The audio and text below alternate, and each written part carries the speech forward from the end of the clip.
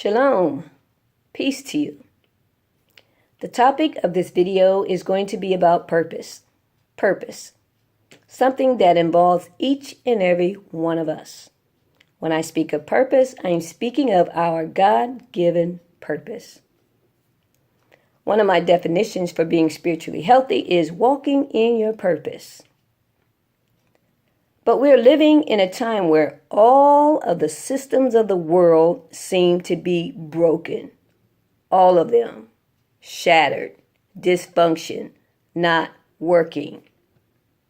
So many horrible things are going on.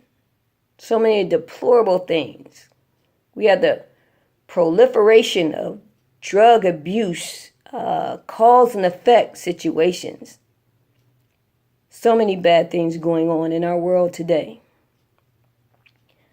But when I think about the many people who are displaced, when I say displaced, I'm talking about the people who are not walking in their purpose, or people who are walking outside of God's will. When I think about how those people could have been and still could be the solution to most of our problems that we face today. Now that is the backdrop of the subject of purpose. If I were to walk up to you and ask you, what is your sole purpose for life? Why were you born? Why are you here? What is your sole purpose? Now you could be good at many things, but when I say sole purpose, what is that one thing that drives you? What is that one passion that you have? What is that you do without effort? It just comes naturally. What is it that when people try to sabotage your purpose and neutralize your purpose, but you still emerge because it's your purpose? What is your purpose? If I were just to ask, what is your purpose? Some would know exactly what their purpose is. Others would be totally oblivious. They would not even have a clue. So, what is purpose? What would you say purpose is? One of the definitions for purpose is the reason for which something exists. Many say that purpose is passion and passion is purpose. If you're passionate about something, you're really passionate about it, that's probably your purpose. Everyone and everything that God has created, He created it with purpose. God never created something and looked at it and said, I have nothing for you to do. He's never done that, or He would not have made you.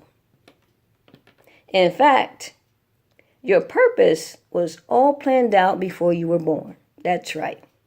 Before you were born, your purpose was already mapped out in the mind of the Creator. There's a great example in the Bible, in the book of Jeremiah, that says, God is saying that before I formed you in the womb, I knew you. Before you were even one cell. Before you were even manifested. Before you even existed. Your purpose was already planned. And He said to Jeremiah, He said, before I formed you in the womb, I knew you. And He said, before you were born, Jeremiah, I ordained you a prophet to the nation. So God did all this before He was born. So, if our life is already mapped out before we were born, then it stands to reason that we were born to fulfill our purpose. I'll say that again. If our life, if our purpose, if our calling, if our gift was already mapped out before we were born, then it stands to reason that we were born to fulfill our purpose. But our purpose does not necessarily mean that everyone is going to do something extravagant or become renowned or become illustrious or become highly esteemed. No, it does not mean that. Whatever that thing is that God has called you to do, whatever your purpose is, whether it is great or small in your eyes, it's all great in His eyes.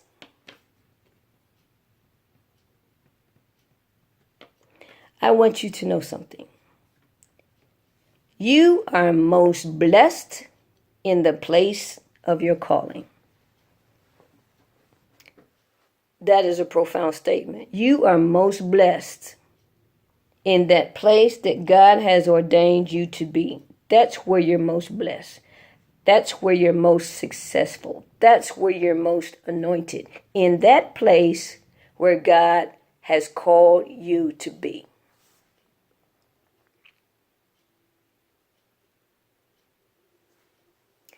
When you are doing what you were born to do, that's when you are powerful. Because that's what God has created you to be. The frustration comes when you walk outside of that, when you walk away from it. Frustration. One of the most devastating things in life is not death. It is living without purpose. I want to say that again. One of the most devastating things in life is not death. It is living a life without purpose. Pablo Picasso was a Spanish poet, and he wrote these words. The meaning of life is to find your gift.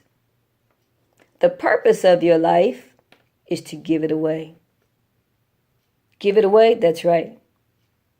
Give it away. Your purpose is not for you. Your purpose is for others.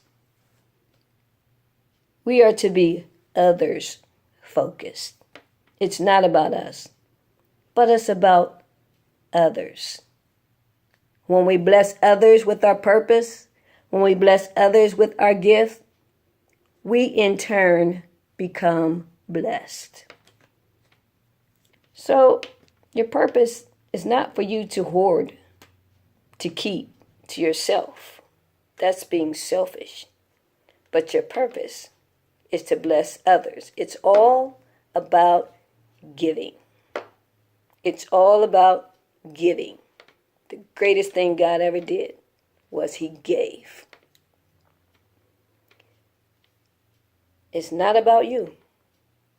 I'm sorry to give you the bad news, but it's not about you. It's not about me. It's not about any of us. We just gotten caught up on selfishness and greed.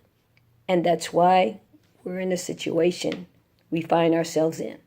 I want to give you 4 categories of people and purpose. 4 categories. Okay? Number 1, people who know their purpose and are walking in it. I applaud you. People who are walking in their purpose. They know their purpose and they're walking in it. Number 2, people who know their purpose and they want to walk in it, but they have allowed fear to paralyze them. I just did a video next door. Well, I call it door number 2, but it's under the heading of the soul, which relates to the mind and thoughts, our wills, and our emotion. So for that person, I want you to watch the video on fear. In fact, for those particular people who know their purpose, but has allowed fear to paralyze them, I want to give you a copy of my book, The Fear Factor. I want to give about 5 people a free copy of my book called The Fear Factor, who are paralyzed by fear. You want to walk in your purpose, but you're paralyzed. So I want you to contact me and I will ship you a free book. 5 people now, just 5. Okay? Number 3, people who know their purpose and just simply choose not to. Just walking in rebellion. They know their purpose and they just choose not to. And number 4, people who just have no clue. They're totally oblivious to what their purpose is. They just do not know. Well, I have 2 points to give to the person who just don't have any clue at all of what their purpose is. Actually, when I was praying about this, God actually gave me 2 points to give to you. One of the points is cultivate a personal, intimate relationship with God. Cultivate a personal, intimate relationship with God. If you want to know the purpose of anything, go to the one who created it. If you want to know the purpose about anything, go to the one who created it. Number 2, start serving. Start volunteering. Whether it's a church, a community, you can even start serving at home. This is good for like teenagers. You can start doing extra chores. Just start doing something extra. Start doing something without expecting anything. Find an area of need and start serving. And you are sure to bump right into your purpose and become spiritually healthy. Listen, it's time for you to take your place. We need you. We need you. The world needs you. Everything that you are looking for outside of yourself, it's already inside of you because God put it there. He put it there for a reason and for a purpose. So I want to admonish you to walk in your purpose and become spiritually healthy. God bless you as we all strive to be in health. Thank you.